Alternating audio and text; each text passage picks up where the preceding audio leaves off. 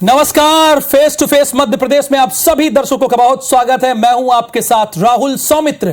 Face to face Madhya Pradesh में आज का हमारा विषय है टीका कलावा धोखा, शादी पर नया फतवा जारी करने वाले मौलाना भी हमारे साथ होंगे। सीधे फेस टू फेस सवाल होगा, लेकिन इसी पर आधारित एक रिपोर्ट के बाद।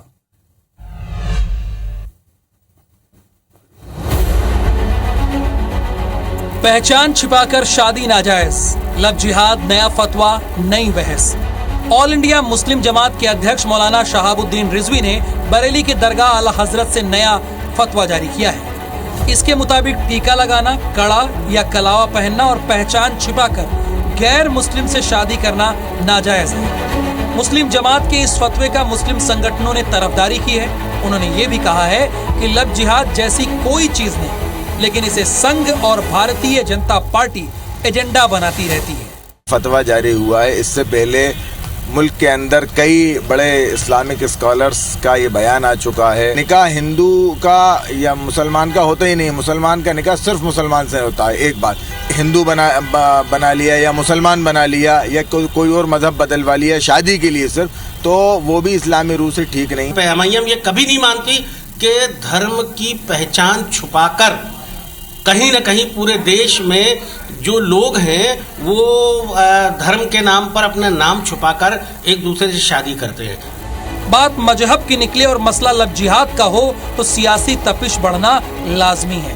कांग्रेस ने कहा है कि मौलाना कुछ भी बोल सकते हैं, लेकिन संविधान से चलने वाले देश में सब आजाद है। बीजेपी ने भी दो टूक कहा कि असलियत छिपाना पाप का इशारा करता है और लव जिहाद किसी भी सूरत में बर्दाश्त नहीं। अब वो मौलाना है, वो कुछ भी बोल सकते हैं, उन्हीं से पूछा जाए तो सवाल। जिसको जो करना है, स्वतंत्र है, भारत देश है, संविधान से चलने वाला है। जिसको जो करना है खुला करें। कानून के अंदर सारी चीजें कानून के अधिकार के तहत दी गई हैं। जो कानून के तहत दी गई हैं उस पर अगर काम करेंगे तो किसी को कोई दुख नहीं। उनके जो मजहब के लोग हैं उनको ये समझना चाहिए। और जिस प्रकार से लव जिहाद के प्रकरण लगातार अलग अलग हिस्सों में सामने आ रहे हैं, धन्यवाद मध्य प्रदेश की सरकार को, भाजपा की सरकार, मुख्यमंत्री शिवराज सिंह चौहान जी के नेतृत्व में कानून बनाया। अपनी असलियत छिपाना ये उजागर करता है कि आपके मन में पाप है। बीजेपी का यह भी मानना है कि अपनी पहचान छिपाकर गैर मुस्लिम से शादी लव जिहाद नहीं तो और क्या है। मुस्लिम जमात का नया फतवा पहचान छिपाकर शादी के आरोपों पर मुहर लगा रहा है। जाहिर है अपनी पसंद से शादी करना गुनाह नहीं, लेकिन जिस रिश्ते की बुनियाद ही फरेब की जमीन पर तैयार की गई हो, उस रिश्ते की मंजिल क्या हो। आखिर मुस्लिम युवकों को ऐसा करने की जरूरत ही क्यों पड़ती है। विवेक पटैया, IBC24 भोपाल। तो चलिए इसी विषय पर face to face Madhya Pradesh में सीधी बहस करते हैं। हमारे साथ चार खास मेहमान हैं। मौलाना शहाबुद्दीन रिजवी साहब है, अध्यक्ष ऑल इंडिया मुस्लिम जमात के। पीरजादा तौकीर निजामी साहब हैं, ये नेता AIM के हैं। और अवनीश भार्गव जी हैं, कांग्रेस के महामंत्री और भारतीय जनता पार्टी के तेज तर्रार प्रवक्ता। इस वक्त हमारे साथ ब्रिज गोपाल लोया जी हैं। आप चारों मेहमानों का बहुत स्वागत है।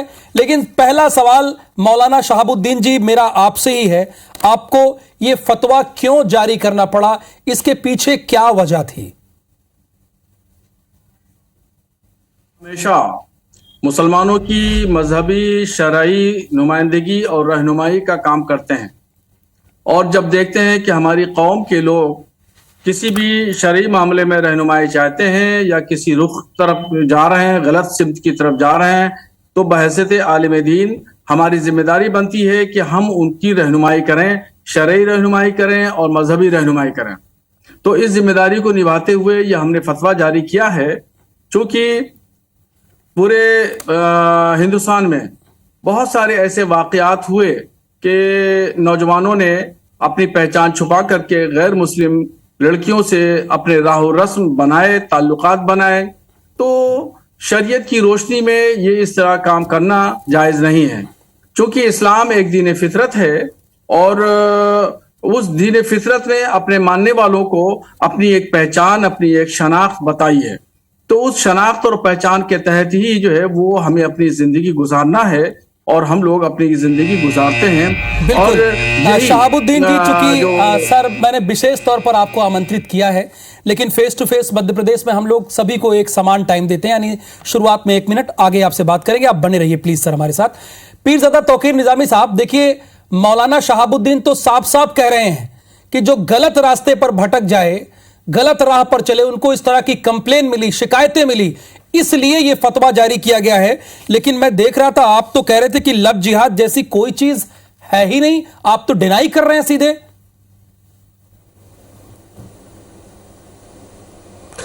राहुल जी, आपके चैनल के माध्यम से आज मुझे यहाँ बुलाकर आपने अपनी बात रखने के लिए मौका दिया है। मैं बहुत आपके इस चैनल को धन्यवाद देता हूँ जी। देखिए, मौलाना, पंडित और बहुत सारे लोग, जितने भी लोग हैं, एक्चुअली मैं चाह रहा हूँ कि इस भारत में जो धर्म के नाम पर राजनीति हो रही है, इसको कहीं ना कहीं ये लोग हवा देने की कोशिश कर रहे हैं।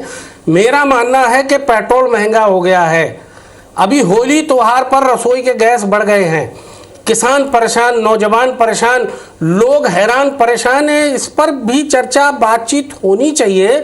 मौलाना या पंडित जो भी हैं, ये धर्म के नाम पर इस तरह की सारी बातें कर रहे हैं। मेरा मानना है, मैं फिर कह रहा हूं कि लव जिहाद और धर्म परिवर्तन, इस तरह के शब्द ये भारतीय जनता पार्टी संघ के लोगों की तरफ से गढ़े गए हैं। ये राजनीतिक शब्द हैं। सिर्फ हम जो हिंदू, मुस्लिम, सिख, ईसाई, पूरे भारत में जो अमन चैन के साथ लोग रहना चाहते हैं, उनको कहीं ना कहीं भटकाकर वोट की राजनीति में डालने आपका भी का 1 काम किया मिनट, जा रहा है। शुरुआती 1 मिनट यहां समाप्त हुआ है। दूसरा कोई भी ठीक है सर। ब्रजगोपाल लोया जी, यहां पर तौकीर निजामी साहब तो आपको पानी पी पी कर कोस रहे हैं। वो कह रहे हैं कि इसके जिम्मेदार आप हैं।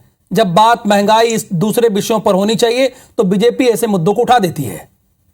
राहुल सौमित्र जी, पहले तो मैं धन्यवाद करूंगा मौलवी शहाबुद्दीन जी का कि उन्होंने बड़ी साफ गोई से ये स्वीकार किया कि इस तरह की शिकायतें मिल रही थी कि मुस्लिम युवक अपनी पहचान छुपाकर गैर मुस्लिम लड़कियों से शादी कर रहे थे, और उनका भी धन्यवाद दूंगा जिन्होंने फतवा जारी किया है, वो मौलाना साहब का जो बरी। दूसरी बात, मैं अभी जो आदरणीय हमारे भाई साहब बात कर रहे थे, मैं बड़ा स्पष्ट रूप से आपसे कहना चाहता हूं कि शायद वो टीवी नहीं देखते। ऐसा कोई विषय नहीं है जिन विषयों पर टीवी पर चर्चा नहीं होती।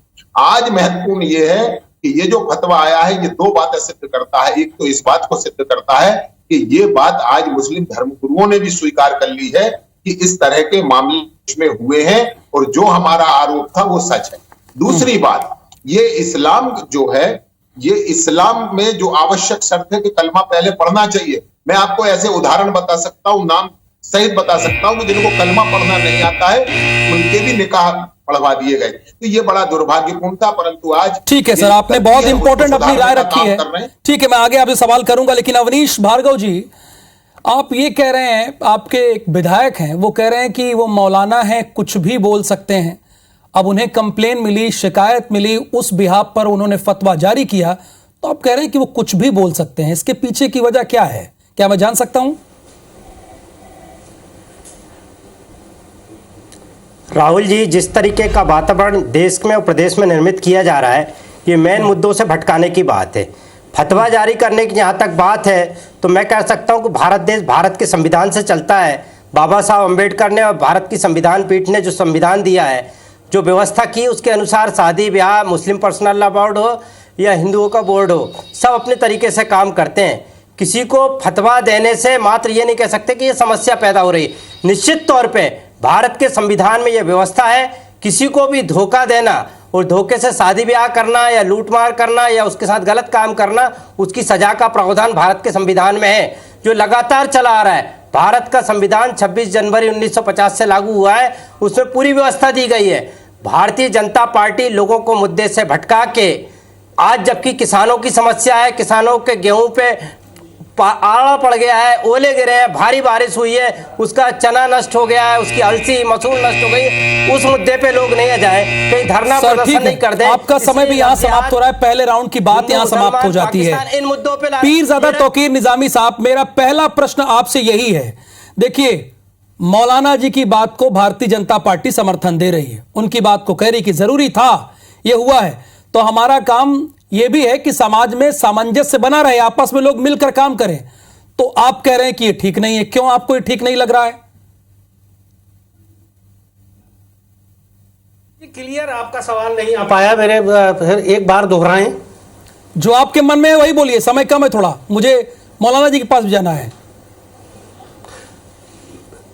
देखिए, मैं फिर कह रहा हूं, बहुत अदब के साथ कह रहा हूं कि ऑल इंडिया मजलिस इत्तेहादुल मुस्लिमीन, जिंदा लोग जलाए जा रहे हैं उस पर चिंता नहीं हो रही है। अभी होली थी, हमारी बहनें, उस पर चिंता नहीं हो रही है। बात मौलाना हो या पंडित, मैं सिरे से खारिज करता हूं कि मौलाना साहब जो फतवा जारी किया गया है उसके समर्थन में आप हैं या नहीं है? चाहता हूं कि एक मिनट, जो पीरजादा साहब जो फतवा जारी किया गया उसके समर्थन में है या नहीं है, देखने की जरूरत है। इस मैं आपसे एक बार फिर पूछ रहा हूं, पूरे भारत में मामला नहीं है। मैं बोलूं, आपको बहुत बोलने का मौका, जो फतवा जारी किया गया उसके समर्थन में आप हैं या नहीं है?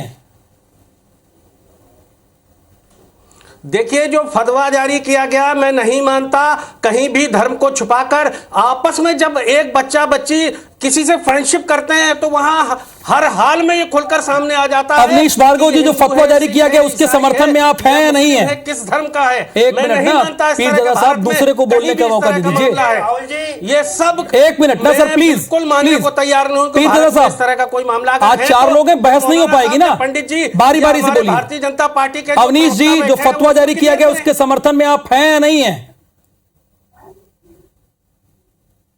राहुल जी, मैं भारत के संविधान की, भारत की जो व्यवस्था है उसके समर्थन में हूं। किसी धर्म या जाति की व्यवस्था के खिलाफ न फतवा के विरोध में न पक्ष में। मौलाना शहाबुद्दीन जी, संविधान जो कहेगा, मौलाना शहाबुद्दीन जी आप ही के समाज से हैं और AIMIM पार्टी के नेता भी हैं। मैं आ रहा हूं ना, अवनीश भार्गव जी, प्लीज शांत हो जाइए। मौलाना शहाबुद्दीन जी आप ही के साथ हैं और AIMIM पार्टी के नेता भी हैं, वो आपके फतवे को नहीं मान रहे हैं, वो कह रहे हैं हम नहीं मानेंगे।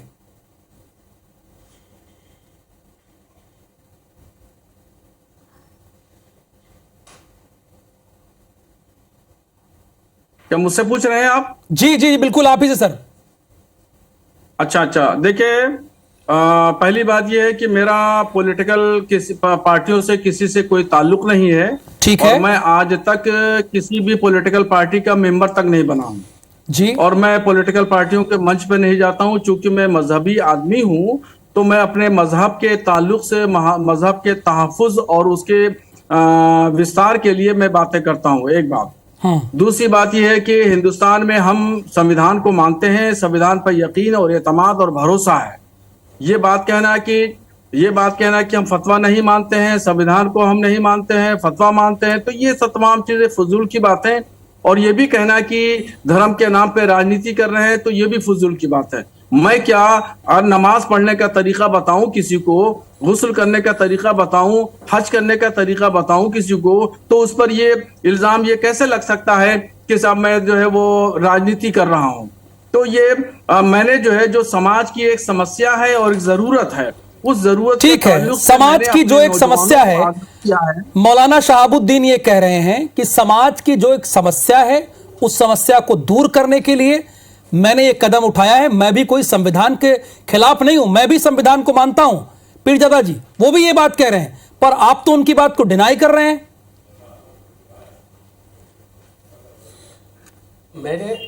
राहुल जी, मैं वही कह रहा हूं कि एक बार फिर अदब के साथ, मौलाना मैं आप बहुत ज्यादा उनकी इज्जत करता हूं, इसमें कोई शक नहीं है। लेकिन प्रॉब्लम यह है कि जब आप राजनीतिक नहीं है तो फिर राजनीतिक मुद्दों को आपको छूने की जरूरत क्या है? सबसे बड़ी बात यह है कि आपको फतवा देना है, आप इस्लाम के जो भी लोग हैं, फराकीन हैं, उनके लिए आप फतवा दीजिए। लेकिन अब फतवे देने का वक्त चला गया साहब। मुख्तार अब्बास नकवी को फतवा दिया क्या आपने? शाहनवाज हुसैन को फतवा दीजिए ना आप। ये अगर वो करे, हम करें तो साहब लब जिहाद, और ये करें तो घर वापसी। ये इस तरह के जो मामले हैं, मैं मौलाना से फिर आपके चैनल के माध्यम से निहाल से कहता हूं कि मुद्दा महंगाई का है, बेरोजगारी का है, भाजपा ने जो आतंक मचा रखा है उसका मुद्दा। चलिए मैं ब्रिजगोपाल लोया जी के पास चल रहा हूं, सुनिए प्लीज ब्रिजगोपाल लोया जी। जी देखिए, मैं 2 बातें बड़ी स्पष्ट कर दूं राहुल जी। MIM या कांग्रेस जो भी है, संविधान की व्याख्या और धर्म की व्याख्या अपने अपने आधार पर करने वाले लोग हैं। क्या 1987 में सुप्रीम कोर्ट ने गैर संवैधानिक फैसला दिया था कि एक स्त्री को, मुस्लिम महिला को 200 रुपए महीने का प्रतिमाह का गुजारा भत्ता दिया जाना? तब आपने ये कहा कि यह संविधान से देश नहीं चलेगा, ये पर्सनल लॉ से चलेगा। याद करिएगा, और ये जो देखिए, भारतीय जनता पार्टी के प्रवक्ता हो या भारतीय जनता पार्टी पूरी हो, वो सिर्फ समाज को बांटने का काम करती है। इनकी दुकानदारी इसी में चलती है। समाज इकट्ठे हो जाएंगे, भारत के संविधान से चलेंगे, भारत के तिरंगे से चलेंगे, ये बात मानने के लिए तैयार नहीं है ये लोग। मैं आपसे फिर इनका भारत के संविधान पे यकीन नहीं है, इनका मुल्ला मौलवियों की बातों पे यकीन है। भारत के संविधान में ये व्यवस्था है, कोई धोखाधड़ी करेगा, आप दोनों लोगों ने अपनी बात रख ली, गलत तरीके से अपनी बात रख ली सर, प्लीज। निश्चित तौर पे देखिए, भारतीय जनता पार्टी लोगों को कांग्रेस का हो गया, करना चाहती है, बीजेपी कांग्रेस का हो गया, सब बात हो गई। मेरे पास सर ऑलरेडी समय बहुत कम है, ऑलरेडी समय कम है। मैं चाहता हूं ये बात, आप लोगों की बात ज्यादा से ज्यादा जनता तक पहुंचे। प्लीज, हो गई बात बीजेपी और कांग्रेस सर, प्लीज।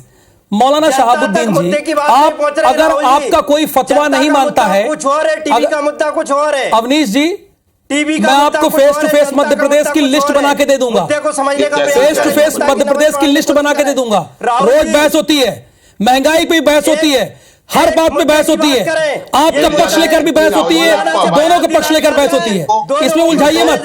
मौलाना शहाबुद्दीन जी से मेरा सवाल है, एक मिनट, मौलाना शहाबुद्दीन जी से मेरा सवाल है, आप लोग प्लीज शांत रहिए, प्लीज। अवनीश भार्गव जी और दोनों प्रवक्ता शांत रहें।